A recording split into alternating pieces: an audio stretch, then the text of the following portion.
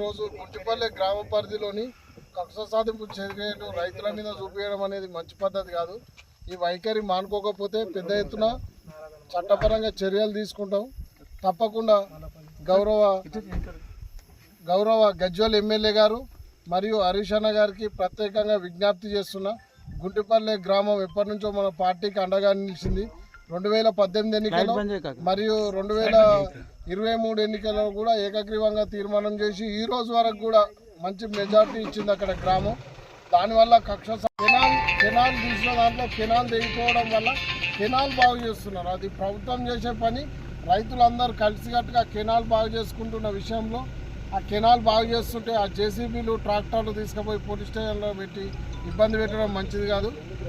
గౌరవ మంత్రివర్యులు హరీష్ అన్న గారికి మరియు మాజీ ముఖ్యమంత్రి మన గజ్వేల్ ఎమ్మెల్యే గారికి నియోజకవర్గంలో ఇబ్బంది జరగకుండా చూడవలసిన సందర్భంలో తప్పకుండా రావాలని మీకు విజ్ఞప్తి చేస్తూ జై తెలంగాణ, జై కేసీఆర్, జై హరీష్ అన్న.